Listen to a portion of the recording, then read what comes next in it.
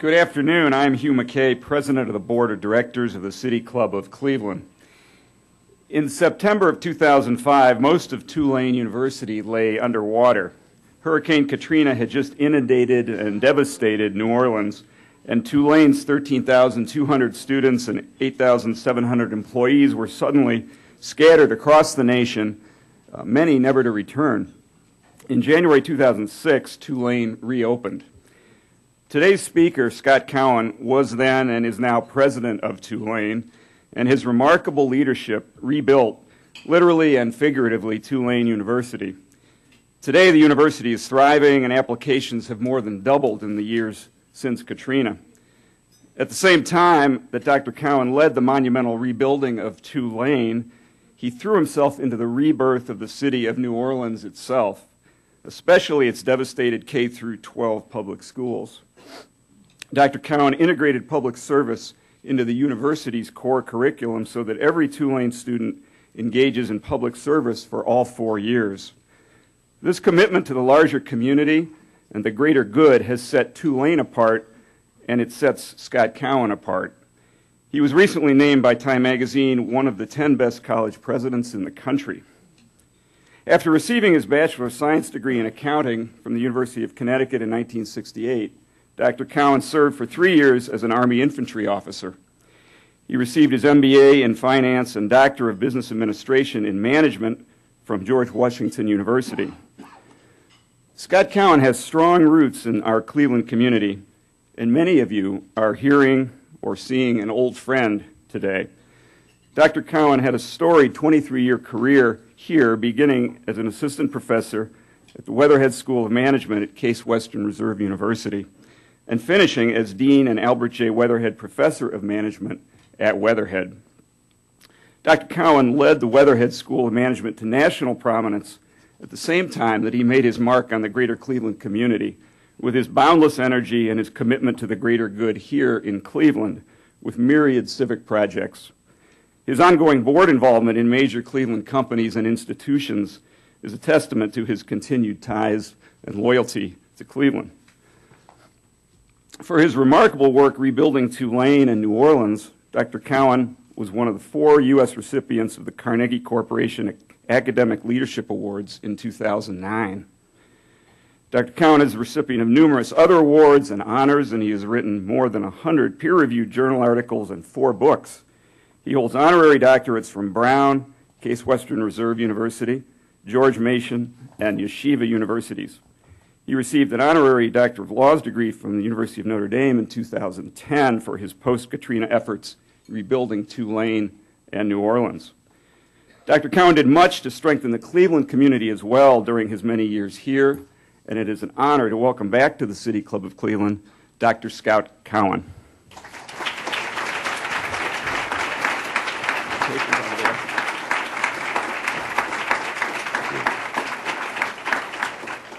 Hugh, thank you for that wonderful introduction, and for all of those in the audience who actually know me, I'm the same Scott that you know, so despite what he had to say.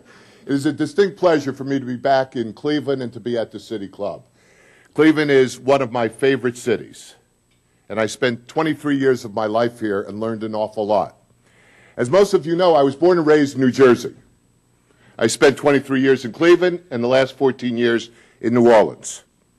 And being in New Jersey and living in Cleveland really prepared me for New Orleans and Louisiana. Jersey taught me about politics, especially in a small, close-knit state. And as you know, Jersey and Louisiana, when it comes to politics, are cousins, even though I believe the state of Illinois has now surpassed us. I should say, by the way, that the only real difference between being in Jersey and New Orleans is how you greet people. In Jersey, when you meet somebody, you say, "How you doing?" When you're in New Orleans, you say, "How's your mama?" But it's from Cleveland that I learned about leadership. It's from Cleveland that I learned about civic engagement. It's from Cleveland that I learned the lessons that helped me get through Katrina. and to help rebuild New Orleans after Katrina. I think it's very apropos that today's forum was in fact funded by the Mandel Foundation and Mort Mandel. And I'm so pleased that my good friend of 25 years, Mort, is here in the audience. And I want everyone to know that I am a protege of Mort, even though he would never lay claim to me as a protege. But it's from people like Mort that I've learned so many things that have helped me in my life. So Mort, from me to you, thank you for the years that you devoted and invested in me. I'd like to use our time today to talk about two topics. The first is how we reimagine New Orleans after Katrina. A transformation, by the way, that involved 4 hurricanes, not one, the BP oil tragedy, and of course the Great Recession. And then the second thing I'd like to leave with you is the lessons I learned, with the hope that maybe some of these lessons will resonate with you, whether it be in Cleveland or any place else you may be in the country. My perspective, by the way, is shaped by my unique experiences. First of all, as president of Tulane University. Tulane is the largest employer in Orleans Parish. We're the 3rd largest in the state. We're probably one of the 3 largest economic engines in Louisiana. My second perspective is that of an engaged citizen of New Orleans, because as mentioned in his introduction, I've been involved in the city in some intimate ways. And the third is as a member of the White House Council for Community Solutions. About a year and a half ago, President Obama appointed me to a council with 19 other members. The task we were given was to confront the issue of disconnected youth in America. Disconnected youth, by the way, are defined as youth between the ages of 16 and 24 who do not have a job and do not have a degree. It is one of the biggest problems that we have in America. It's one of the problems you have in this very city, which you may not know, and it's one we have in New Orleans. What the White House Council is trying to do is to find community-based solutions to mitigate the issue of disconnected youth. Pre-Katrina, New Orleans was an iconic city. Matter of fact, New Orleans is the only city I can think of that can lay claim to its own music, its own food, its own language, and its own architecture. Unfortunately, even though it was an iconic city, it was a community in decline. We had one of the worst urban school systems in America. Matter of fact, of the 100 largest urban school systems in America, we ranked number 97th. I don't think you'll be surprised when I tell you that the profile of our urban school system in New Orleans is not significantly different than Cleveland. The second thing is we had a 2-tiered health care system in New Orleans for the uninsured and underinsured that was one of the most expensive in the country with the worst health outcomes. The third thing we faced was we had one of the highest ratios of blighted properties of any major city in the United States. We had a vulnerable, inadequate flood protection system. We had violent crime. And finally, we had a reputation as a city where change was near impossible. It hurts me to admit something to all of you. For my first 7 years in New Orleans, I did not get actively involved in the community. Why? Because I was not from there. And when you're in New Orleans, after asking you about your mama, they ask you, are you from here? And if you're not from here, you're an outsider. And if you talk fast and you have a northern accent, you are really in deep trouble. So I decided this was not a place for me because I probably wouldn't be welcome. But of course, after Katrina, everything changed. Ironically and sadly, New Orleans' journey from being a community in decline to a community of opportunity really began on August 29th, 2005. But it wasn't just Katrina. As I told you, we had Katrina, we had Rita, we had Ivan, we had Gustav. All, by the way, within 1 year. Then we had the BP oil spill, and then, of course, the Great Recession, which we all suffered from. However, it was really Katrina that catalyzed our resurgence. It's hard for me to describe the devastating effect that hurricane had on New Orleans. Many of you have heard the facts, but let me just recount a few of them. 1,800 people died. Most of those people died in flooded houses or of an asphyxiation. You saw them on the television set where you were watching the images. 200,000 homes were destroyed. 400,000 people lost their jobs. 80% of the landmass of Orleans Parish was underwater for 57 days. And by the way, you have a hard time imagining that because many of you haven't been in Louisiana, haven't been in Orleans Parish. You say, what could that be? Well, 80% of the landmass of Orleans Parish is the equivalent of 7 times the size of Manhattan.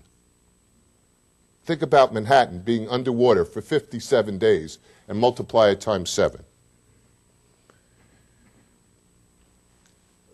I was on campus during that storm and stayed an entire week.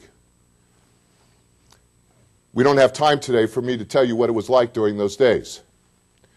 I will tell you, though, that my ultimate escape from New Orleans involved a motorboat, hot wiring a golf cart, stealing a dump truck, and hailing down a helicopter on the Mississippi River. And I remember, by the way, very fondly, about 2 weeks after I evacuated from New Orleans and moved to Houston, I was on the Today Show. And I think it was Matt Lauer, but I may have been mistaken after all these years. When I was recounting my story about how I left New Orleans, he said, I don't understand how a university president has these skills. And I said, Matt, there's 2 things. First of all, I was born and raised in Jersey. And secondly, I was not born a university president. So my roots in Jersey have taught me many things. But as you can tell, Katrina really destroyed our city. And it nearly destroyed our university. Matter of fact, I tell our alumni around the country, you have no idea how close we came to shuttering the institution, one that had been open for 175 years. Our entire medical campus was flooded. 2/3 of our main campus was flooded. As you said, we had people scattered all over the world. We lost our information technology system. We had no money. And somehow we pieced it together. But that's a story for another day. But it was that event, that single tragic event, that caused the transformation of New Orleans and my institution. But I want to really focus on New Orleans. Because it was that day that we began to think about being a community of opportunity.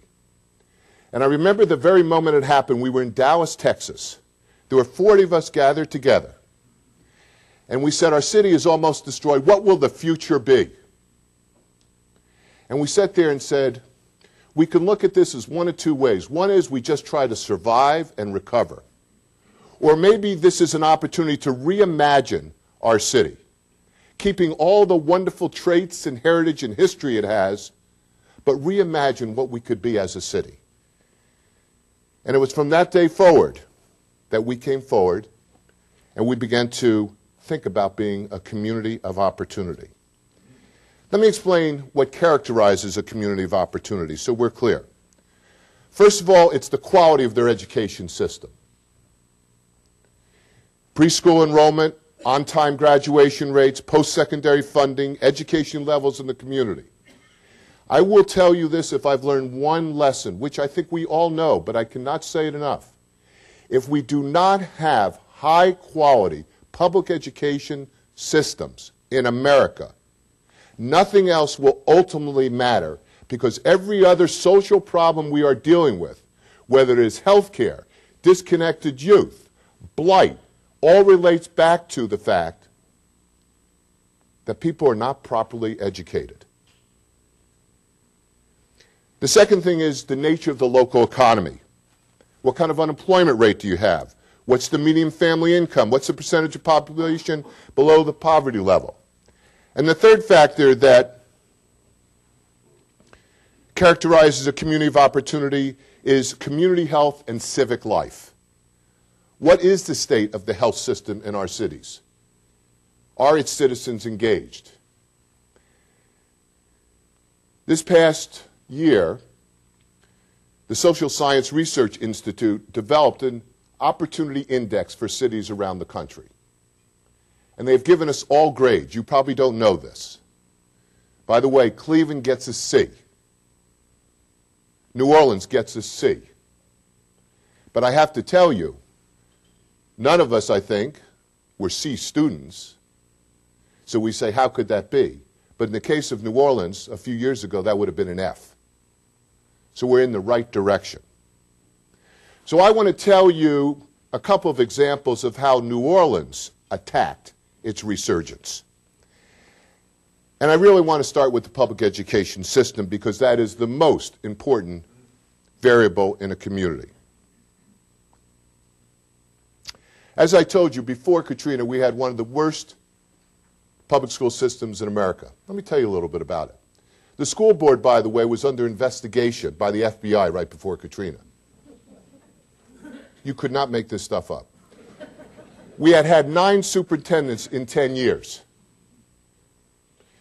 97% of the kids in school were from the lowest social and economic class, and most of them were African American. And the vast majority of these kids, the only meal they got that was healthy during the day, assuming they got a healthy meal, was in school. The vast majority had a single parent. Many of them went to schools where they had to bring their own toilet paper, their own pencils, and their own paper. And you're probably saying, could that happen in America? Well, it happened in New Orleans, and we're not alone. And despite our desire to change that public school system, we could not do it. Because politics, heritage, culture, race really dictated what we did. It wasn't what was best for the child. But we had a clean slate on August 29, 2005, so we decided to take education first. The mayor at that time, Ray Nagin, some of you recall reading about him, interesting character. He created something called the New Orleans Back Commission, and he appointed 17 people to be commissioners of the city, and I was one of them. He subsequently asked me to develop the vision and plan to rebuild public education in in New Orleans. It took us about 1 year and about 300 people working as a team to do it. That plan, by the way, is being implemented right now. The plan is a very simple plan, by the way. It's premised on the idea that, first of all, the most important thing we care about is student achievement. That's what we care about. The second thing is that it takes a holistic view of the student to really educate them. It's not just about what happens in the school. It's all the other things that happen when he or she are outside that school. It's also premised on the idea that we should decentralize decision-making about schools down to the lowest level, which is the school level. We should get rid of bureaucracies that are school boards and school systems and empower individual schools to do a superb job. Now, the only way that system works is you have to have superb human capital. If you don't have the right people, it's not going to work. Now, this is germane to Ohio because there's been studies out of Ohio that have said that charter schools show mixed results when it comes to student achievement. They're right about the results, but wrong about cause and effect. A charter school, by the way, is not going to guarantee success or failure. What is going to do it is having the right people, the principal who is capable of running a decentralized school, and then has the authority to hire, fire, reward those teachers to do their job. You'd all say, this is not rocket science.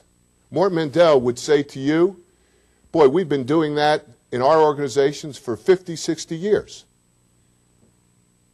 But the question is, and Mort would say this, it's all about execution and dedication. and your willingness to make hard decisions about unions and other things that ultimately determine whether you could be successful or not. So we developed this plan, and we've been implementing it. And we can't declare victory yet. We can't, because it's a work in progress. But let me tell you some of the preliminary results. First of all, 80% of public school students in Orleans Parish now attend charter schools. 80%. It's the highest in America. The second highest is in Washington, D.C. That's 46%. Right before Katrina, 68% of our schools were deemed to be failing schools. Today, that's 17%. The percentage of seniors graduating has risen from 79% to 94%.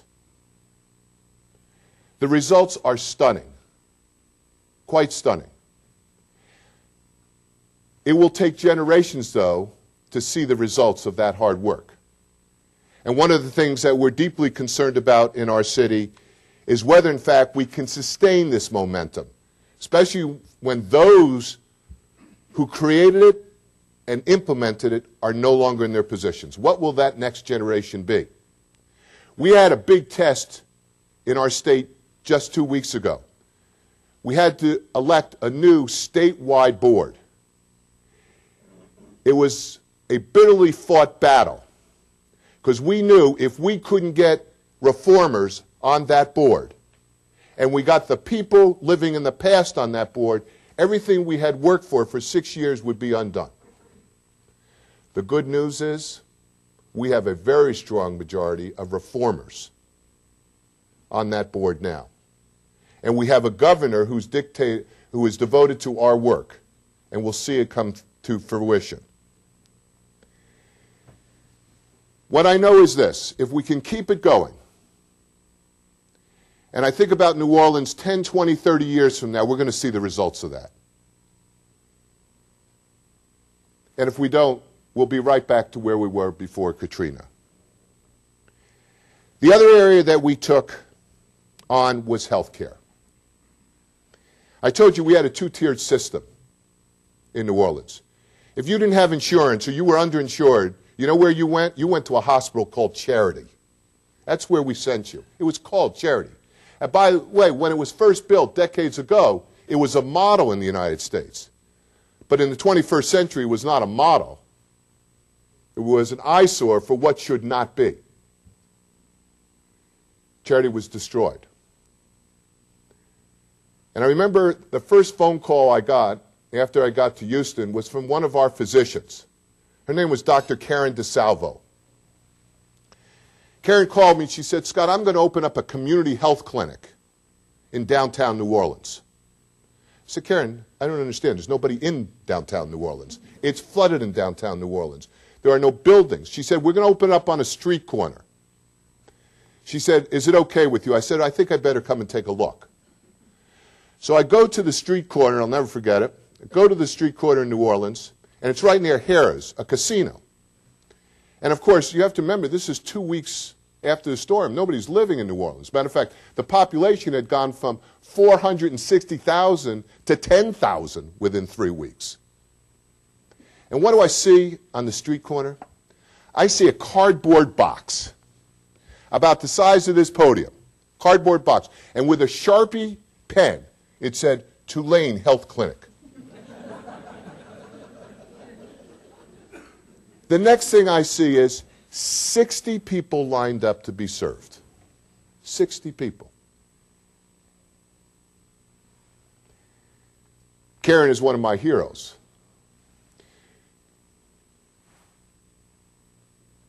She had the vision, she had the courage to do that. She didn't stop there. After which she came and said, "You know what? What we need in New Orleans, we don't need charity anymore.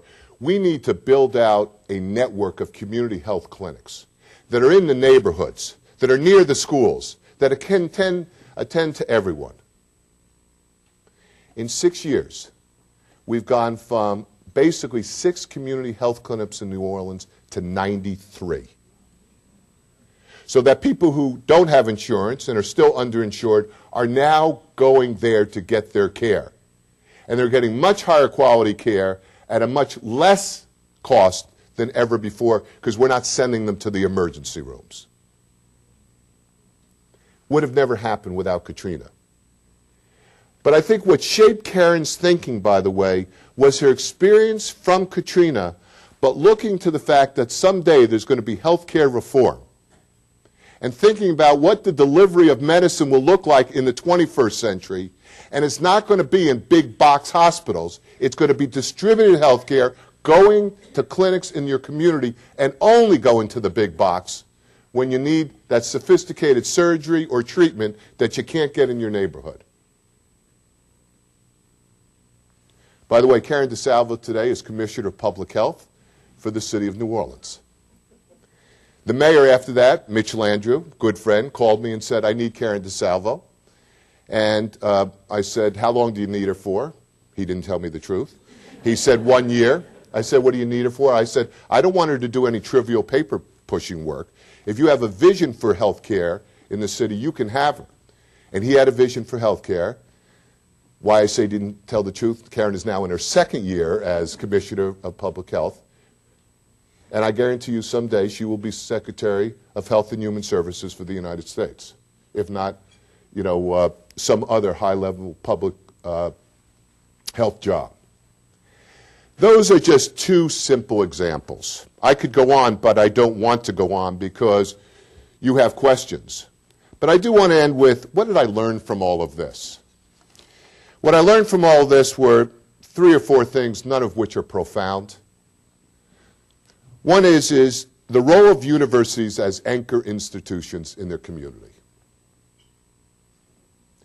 In most of our communities, including right here, the universities are the largest employers, or amongst the largest. They're powerful economic engines. Yet many times people in the community underestimate and don't realize the power of university. And likewise, I have to say, many of my colleagues, especially in major research universities, not a Case Western Reserve University, I might add, Barbara Schneider gets this very well, don't understand their role in the community the way they should. That's an important lesson. And I've been thinking about the role of university in the 21st century. And what is the role of university in the 21st century besides research and teaching? And I've come to the conclusion only probably because I sold it to myself, so I'm buying it. And the image is community engagement has always been part of the mission of every university I know. But I think my good friends here who have been university presidents or are would say it's always been the stepchild to research and teaching. We always did community engagement because we just did good things. But it wasn't quite on the same pedestal as research and teaching. It's time to move it up. It's time to move it up. And what we do locally can really enhance our reputation nationally and internationally. And Tulane is proof of that. In the introduction, it was said that we're the only major research university in the country, only one major research university, that integrates public service into the core curriculum. We did that right after Katrina. Before Katrina, after Katrina, we would receive 19,000 applications for 1,500 spots. Now we receive 40,000 for 1,500 spots. 2 years, by the way, we had more applications than anybody else in America. Now, applications is, a sketchy measure, but it is one measure. What's more important is the quality of the students, and they're coming to us because of the civic engagement. The role of universities is important. So in our community, you are blessed with very strong universities, Case Western, Cleveland State, and there are many others. And I know that these leaders are very fine leaders, and they can make a difference here. The second thing I learned about cross-sector collaborations. No one organization can do it, and I see this with disconnected youth. We've got lots of organizations in New Orleans that deal with one aspect or another disconnected youth. The problem is they're not knitted together, and therefore they're losing the power of the collective because they're acting singularly. The third thing I learned was fostering this environment of social innovation. New Orleans, by the way, not only has changed dramatically in the 6 years, but we are now looked at as one of those communities where social innovation characterizes who we are. We have young people coming in there, coming up with brilliant ideas of how to rebuild the city. And it's now a culture. They want to come to the city because of what it does, what we've done. The last thing I would say about it is we really need civic and political leaders with vision and courage. In New Orleans and the state, around Katrina, we didn't have that. Everything I'm talking to you about that we accomplished was a civil society in action, not political leaders in action. So let me be clear about that. Our mayor at the time, very well-intentioned, personal friend. Our governor, good person, well-intentioned. They're not the ones that made these things happen. It was the private citizens who had said in their city, we've had enough, and we're going to do it ourselves, and we're going to band together, and nothing is going to stop us. You know, the last time I saw that myself was right here in Cleveland. Because I came to Cleveland in the 70s and left in the late 90s, and I saw the resurgence of Cleveland, and I saw, I think it was Cleveland Tomorrow, band together. And that was the power. And that was the model that I had in my head as I was thinking about New Orleans after Katrina. The only difference is the good news in New Orleans, we're the biggest employer. The bad news is we're the biggest employer. Because we're the poorest organization of all. We don't have any big Fortune 500 companies. But I also learned that doesn't make a difference either. It helps, but it doesn't make a difference. So now, by the way, in our state, both in our mayor and our governor, different party affiliations, I actually feel we have people who have the vision and the will and are increasingly getting the courage to do the right kinds of things. So what's at stake if we can't create communities of opportunity? What's at stake? You know what it is for me? The American dream. I was looking at a survey about 6 months ago put out by the IMF. And they did a survey, and they have about 20 different indices, and they measured the developed countries on how well they perform along these matrices, these different metrics, everything from public education to the poverty levels. You would be astounded of how poorly our country scores on these metrics. What you'd also probably not be surprised is more and more young people don't believe in the American dream. Poverty levels are going up. They believe it's not attainable. And we have to restore that will of the American dream for them. Many of us, I know my own background, I know Mort's background, it's that American dream we believed in that allowed us to get to where we are. And if we don't do it for the young people today, where will we be in 10, 20, 30 years from now? So people ask me all the time, when I'm no longer president of Tulane, what am I going to spend my time on? The answer is a simple one. Building communities of opportunity so the American dream can live for young people. Thank you.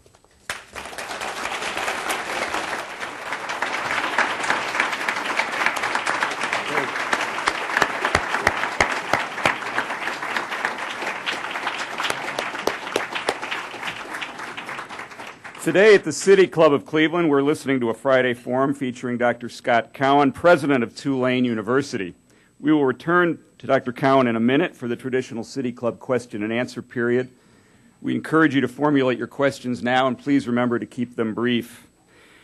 We remind you that members and guests alike are welcome to attend City Club forums, and we hope everybody listening, if you're not already a member, will join the City Club and become active in our ongoing civic dialogue. Please visit our website to see a full schedule of our upcoming programs. We welcome all of you here and those listening to WCPN 90.3 FM, WCLV, WTAM, or one of the many radio stations across the country. Our television broadcast partners, WVIZ, PBS IdeaStream. Television broadcasts of the City Club are made possible by Cleveland State University and PNC. Our live webcast is supported by the University of Akron. Today is the annual forum on the state of higher education in America, made possible by a generous gift from the Mandel Foundation. Joining us at the head table is Mr. Mort Mandel. Will you please stand and be recognized?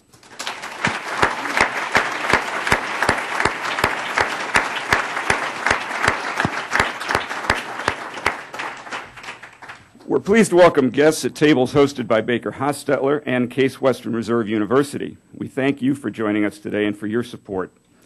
We're also pleased to welcome students who are here as part of the City Club Student Program. Participation of these students is made possible by a generous grant from the Jeffrey David Epstein Memorial Student Fund. With us today are students from Vermilion High School, North Royalton High School, and Shaw High School. Will the students please stand and be recognized?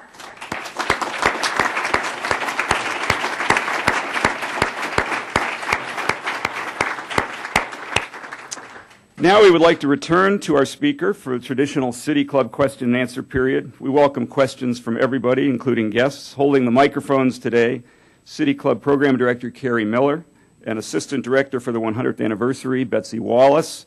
First question, please. President Cowen, you had some very generous things to say about charter schools and the things that charter schools can do, which public schools have difficulty in doing. There are many who say that the funding, though, for charter schools is taking away money which is very badly needed by public schools, which are very much underfunded. What is your answer to that? Is there some way of having public schools adequately funded without taking money away which would go to charter schools? First of all, I'm not familiar, once again, with the chartering laws of Ohio. But charter schools in Louisiana are public schools. And a lot of people get confused about that. So unless there's something unique in Ohio, I would assume the charter schools are public schools, and they are entitled to the same funding levels that any public school would. Therefore, the way a charter school winds up acquiring more money is through philanthropy.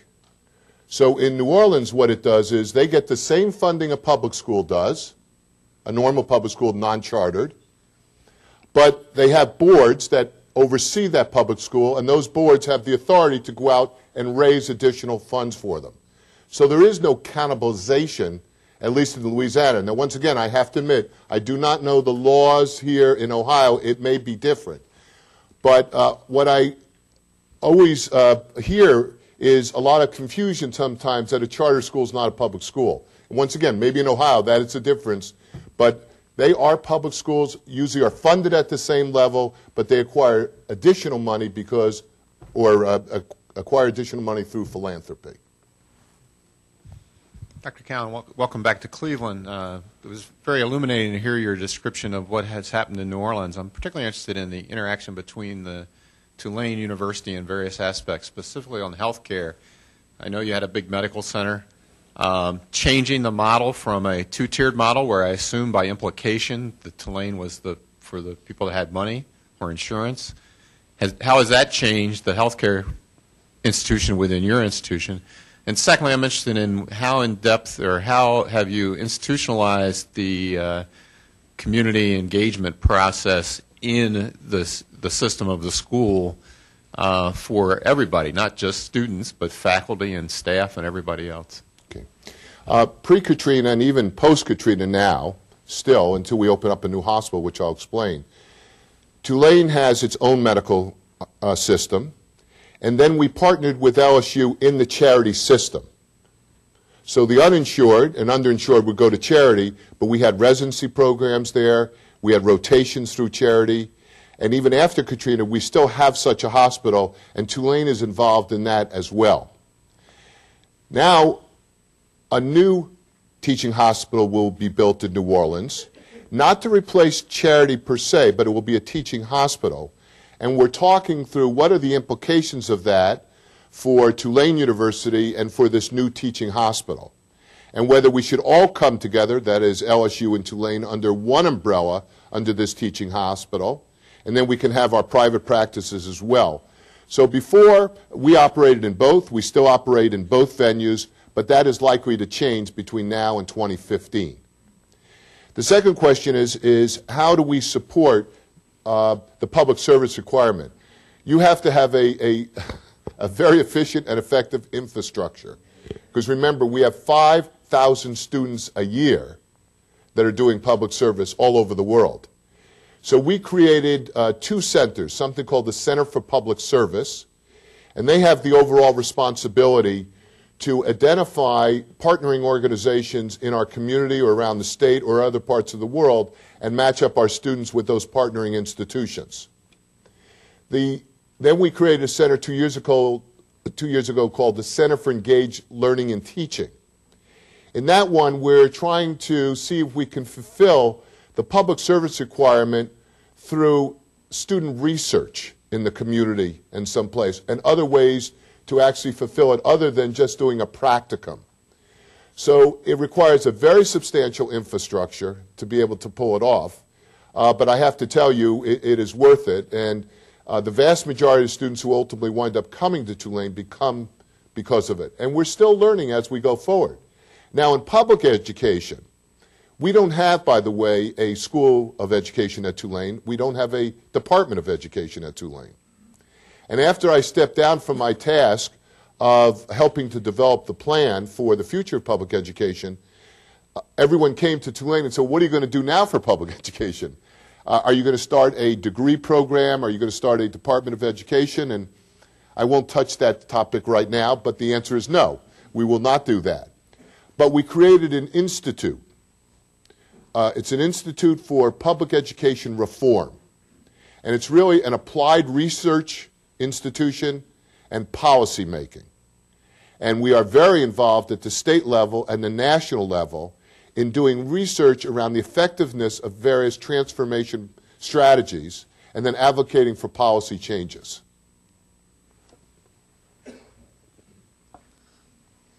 Scott Cowen, I bring you personal greetings from my wife, Susan.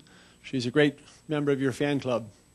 Good. At least I know I have one. Oh, my wife's there, but she'll tell me after this whether I'm still a member of her fan club.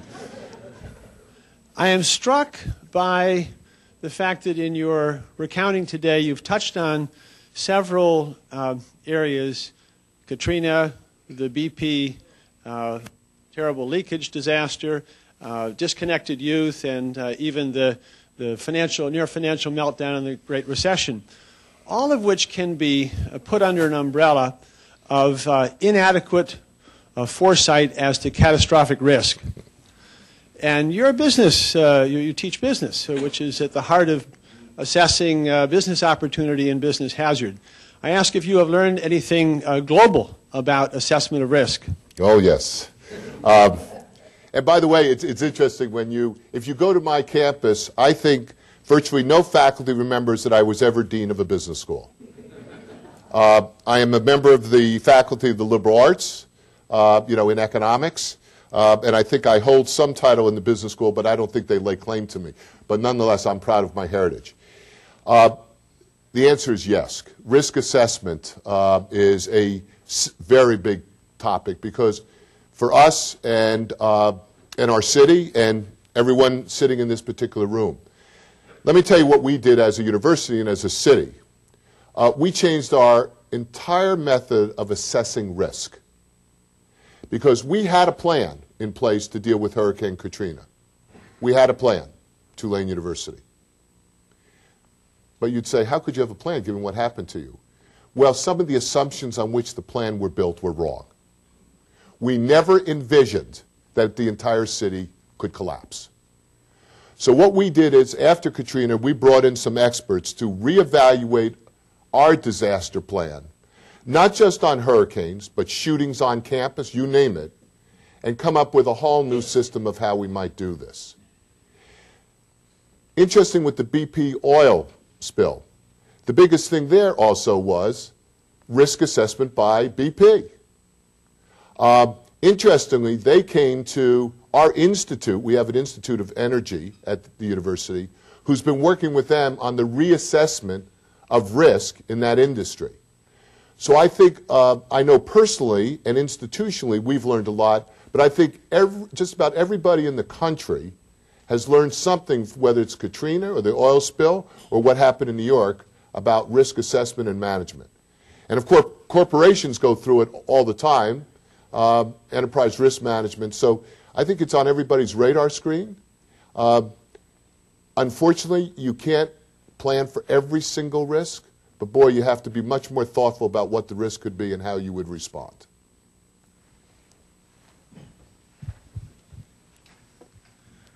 Thanks, Dr. Cowen, for coming. We enjoyed your talk. And I'm from New Jersey also, so. All right, we're from Jersey. I share that craftiness you're talking about. Yeah, we're from Jersey. Newark.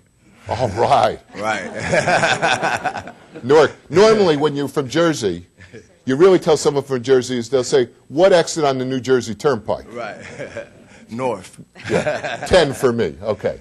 The question I had to do with the push for privatizing prisons.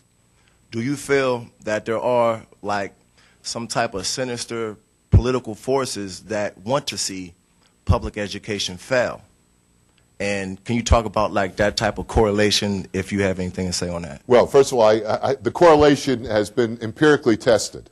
As the failure of our public education system has decreased, the incarceration of people has gone up in America. If you look, by the way, I talked about disconnected youth. The incarceration rate of disconnected youth is off the charts.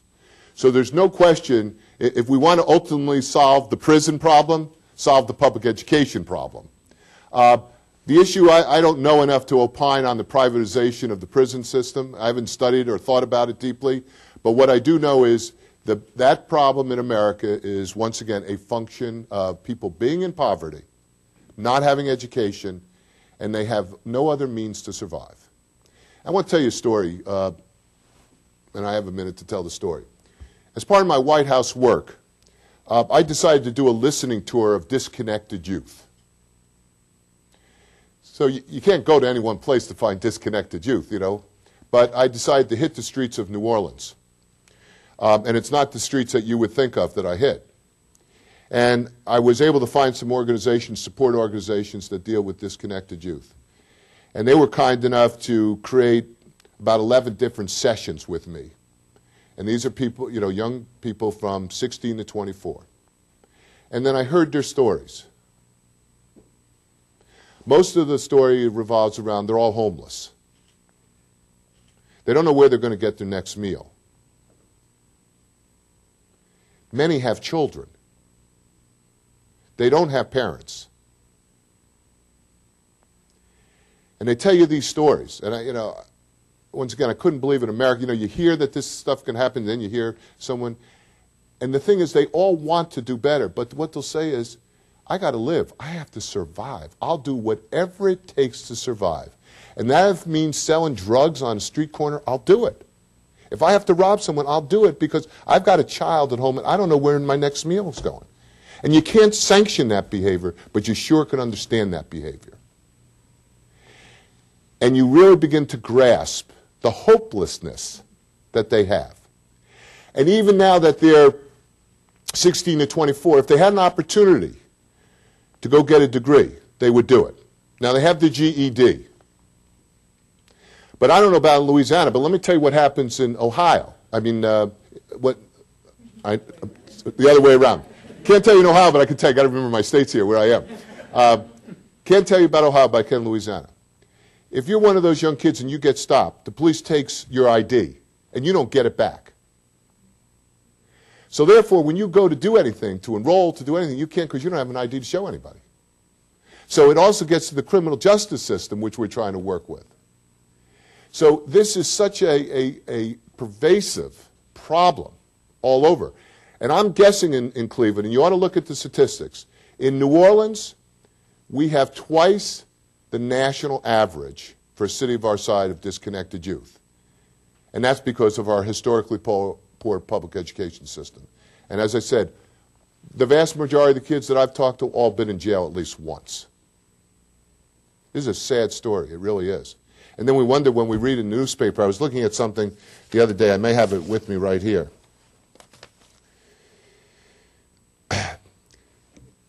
When we talk about economic prosperity, more than 46 million Americans lived in poverty in 2010, a year that saw the largest increase in poverty in 4 decades. The issue of social mobility. Only 6% of children born to parents at the bottom of the income distribution in the United States can make it to the top. Only 6%. And you begin to say, in professional preparation, that is for a job, nearly 2/3 of the job in today's economy are middle and high-skill positions, Yet the American workforce has fewer than half the number of qualified candidates needed to fill those positions. We have some serious problems. And you know, it's interesting on public education, and I'll get to the next question.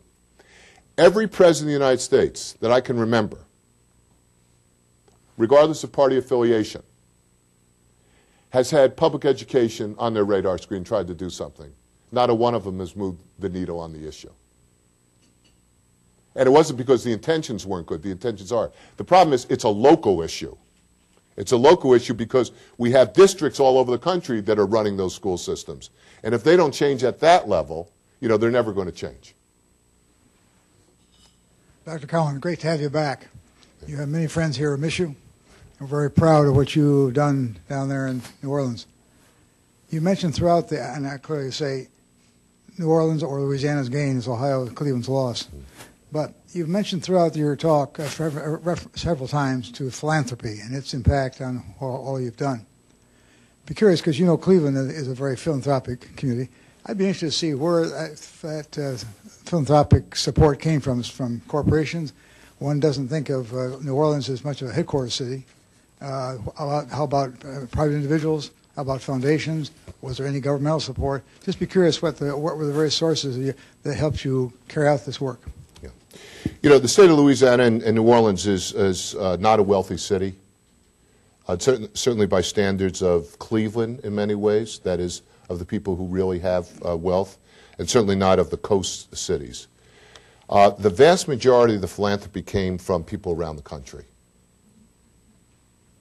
Either foundations or private individuals who just saw citizens suffering in New Orleans and did something about it. Of course, there was some money from the government, but private philanthropy was very important. Corporate philanthropy was, but it was at a smaller scale. And there's things that went on that would stun you. Let me tell you one story, Bruce. I think I can say it. Len Reggio, founder of Barnes & Noble. Len Reggio remembers having come to New Orleans several years ago and having some very special memories and occasions of New Orleans. So he decides, as he's looking at that he wants to build 100 homes in New Orleans with his private philanthropy. So he calls the mayor's office at the time, and they never returned his phone calls. So he got my name from somebody. He said, and he called and introduced himself, and we got together, and he told me about what happened with the city. And I told him I wasn't surprised because I've heard that story over and over again. And one of the reasons people were very leery to give money to New Orleans or Louisiana was our reputation historically of, you know, unethical behavior. But here was one who wanted to do it. And Len first decided he wasn't going to do anything if he couldn't have access. And because of his own background and how he grew up, he then said, you know what, I'm going to get this done, despite the obstacles. And he, in fact, did that. Was totally under the radar. Nobody knew this was going on in our city, that this gentleman from New York City was building, you know, 100 homes in the Gentilly area of New Orleans. And they found out about it about a month ago when they finally dedicated those particular homes. These silent acts of philanthropy were very, very important. I have to say, Tulane was the recipient of some of that, where people that we had no relationship with just said, how can we help? So it was important, but it wasn't from Louisiana, it was from the rest of the country. And certainly, you know, the federal government, you know, helped with grants. But I was heartened on many a day where I wasn't by acts of kindness from people.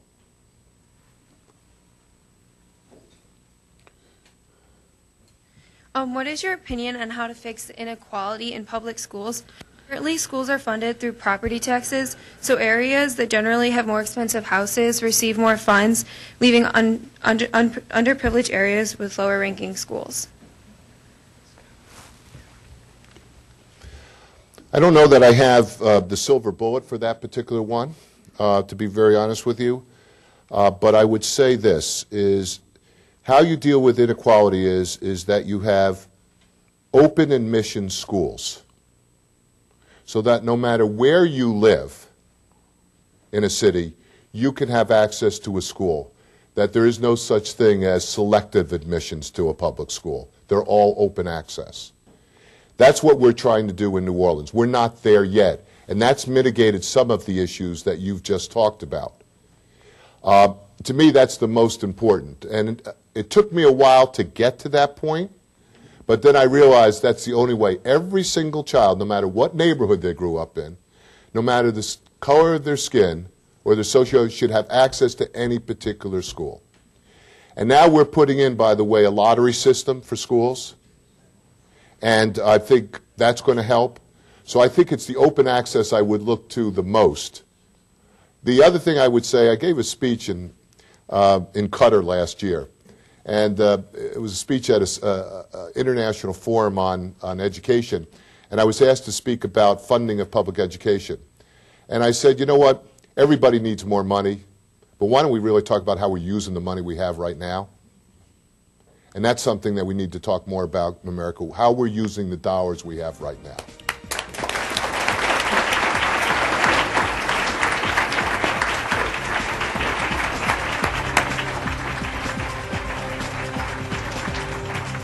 Today at the City Club of Cleveland, we've been listening to Dr. Scott Cowen, President of Tulane University. Thank you, Dr. Cowen. Thank you, ladies and gentlemen. This forum is now adjourned.